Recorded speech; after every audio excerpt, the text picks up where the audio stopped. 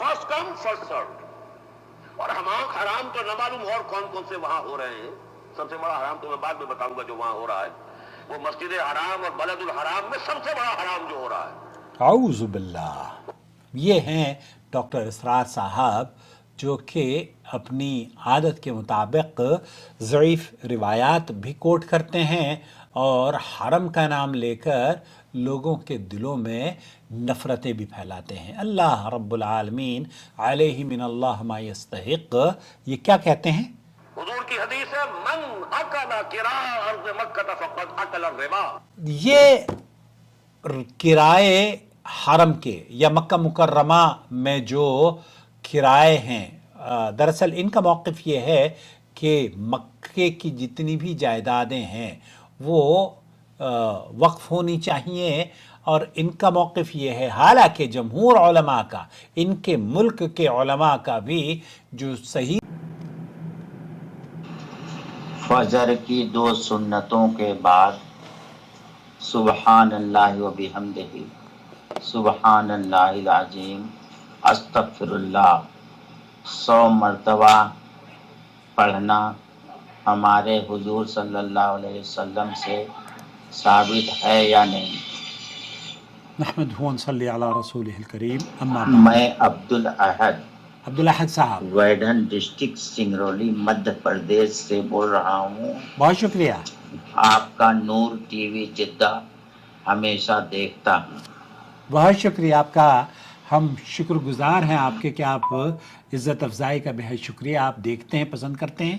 اللہ تعالیٰ آپ کے درجات کو بلند فرمائے، آپ کی کوتاہیوں کو معاف فرمائے، آپ کی عبادتوں کو شرف قبولیت بخشے، اور آپ نے جو اس چینل سے سیکھا ہے وہ ہم سب کے لیے، اس چینل کے جوائن ممبر کے لیے کم از کم صدقہ جاریہ بنائے، کیونکہ یہ جوائن ممبرز جو ہمیں سپورٹ کرتے ہیں انہی کی وجہ سے آپ تک یہ ویڈیوز پہنچتی رہتی ہیں.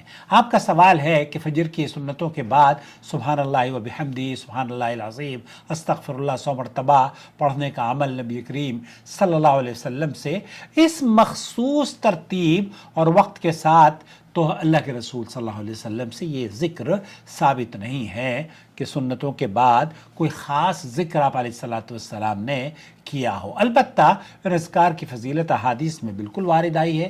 سبحان اللہ و بحمدہ، اللہ کے رسول صلی اللہ علیہ وسلم نے فرمایا من قال سبحان اللہ و بحمدہ فی یوم 100 مرہ، وہ جو شخص جس نے دن بھر میں 100 مرتبہ سبحان اللہ و بحمدہ کہا اس کے گناہ مٹا دیے جاتے ہیں، اگرچہ وہ سمندر کی جھاگ کے برابر بھی ہوں. تو صرف سبحان اللہ و بحمدہ آپ 100 مرتبہ کہنا گناہوں کی معافی کا ذریعہ ہے. اس حدیث کو امام بخاری اور امام مسلم نے، یہ متفق علیہ حدیث ہے.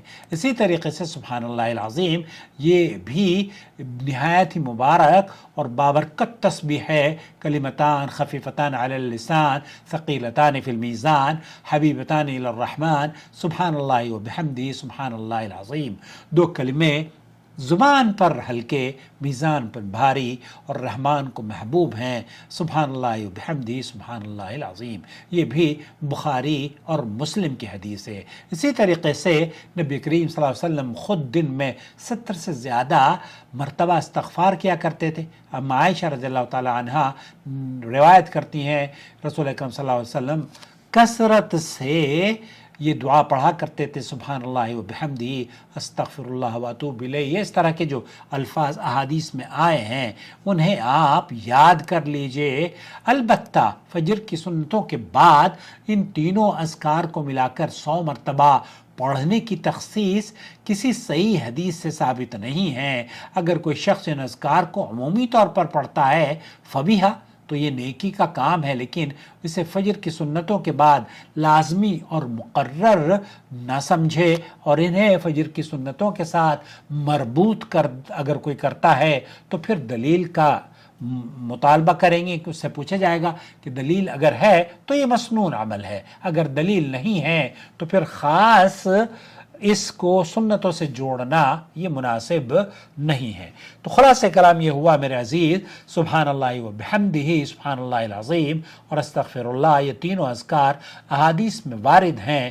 دن میں 100 بار سبحان اللہ و بحمدہ یا استغفر اللہ پڑھنے کی فضیلت بھی ثابت ہے، مگر فجر کی 2 سنتوں کے بعد ان تینوں کو ملا کر 100 بار پڑھنے کا عمل اللہ کے رسول صلی اللہ علیہ وسلم یا سلف صالحین سے ثابت نہیں ہے۔ اگر کوئی شخص عام طور پر یہ اذکار کرتا ہے تو یہ نیکی کا کام ہے، لیکن اسے فجر کی سنتوں کے ساتھ منسلک کر دینا یا لازم پکڑ لینا یا نازمی ان اذکار کو پڑھنا اور وہ یہ سمجھنا کہ یہ سنت ہیں، یہ درست نہیں ہے۔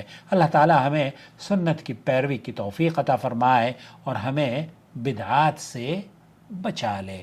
چینل سے جڑے رہیں، چینل کی ویڈیو روزانہ دیکھا کریں، اور اخیر میں جو لاسٹ میں آپ جب اسکرین پہ دیکھ رہے ہیں رائٹ سائڈ میں لکھا ہوگا سبسکرائب کر لیں، تو سبسکرائب کا بٹن دبا کے چینل کو سبسکرائب کر لیں۔